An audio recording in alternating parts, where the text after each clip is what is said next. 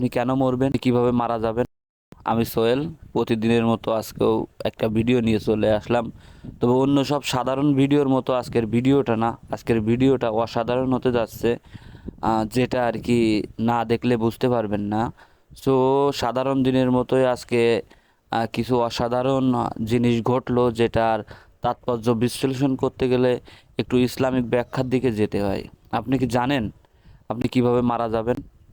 আপনি কেন মরবেন?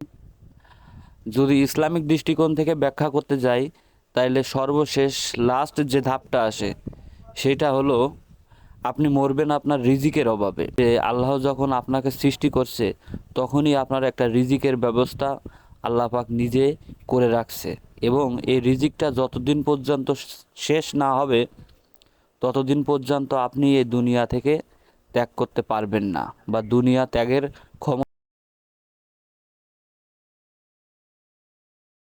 আপনার হয় নাই। আপনার লাস্ট যখন মৃত্যুর ডাক আসবে, তার আগে মালাকুল মউত আসার আগে যে রিজিকের ব্যবস্থা যিনি করেন, যে ফেরেশতার উপরে ন্যস্ত আসেন, ফেরেশতা সমস্ত দুনিয়া জমিন খুঁজবে যে কোথাও তোমার জন্য একটু রিজিক পাওয়া যায় কিনা।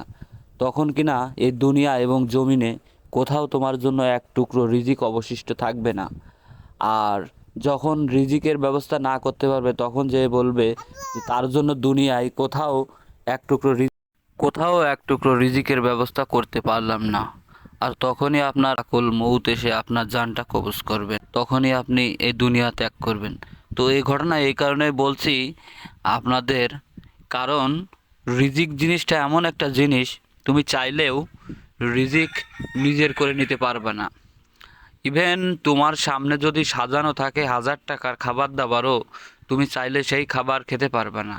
এটা এই কারণে বলছি, এই ভিডিওটা কতটা পথ পাড়ি দিয়ে এখানে আসছি সেটা হয়তো হালকা পাতলা আঁচ করতে পারতেছেন। এই ভেড়িটা ভাঙা, এখানে পোকামাকড়, সাপ আর এত কাটাকুটি আছে যে বরই গাছগুলো পার হয়ে আসলাম খুবই কষ্টকর।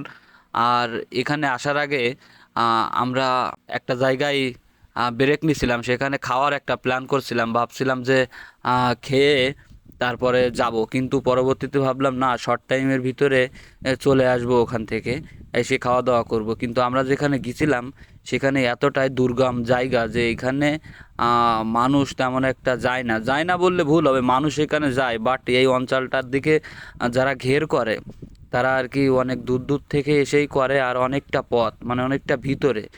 সো এইখানে যে দেখি যে আল্লাহর রহমতে আম, গাছ থেকে ঝড়ে মনে হয় তো ভেঙে পড়ছে কলা। আর এই কলা যখনই দেখছি তখনই মনে হয়েছে যে না, কতটা কষ্ট করছি, এতটা কষ্ট করার পরেও এইখানে যে কলা পাকা থাকবে এটা আমাদের কোনো ধারণাই ছিল না। আর মনের খুশি মতো কলাগুলো এখান থেকে খেয়ে নিলাম।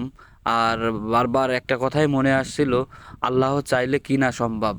আর রিজিক আমরা ইচ্ছে করলেও আমাদের রিজিক নিজেরা ম্যানেজ করতে পারবো না। শুধুমাত্র আমাদের চেষ্টাটাই করি আমরা, বাকিটা উপর আল্লাহর ইশারাতেই আমরা রিজিকের ব্যবস্থা পাই। সো সবাইরে একটা কথাই বলবো, রিজিক তুমি কখনো ইচ্ছা করলে নিজে নিজে ম্যানেজ করতে পারবে না।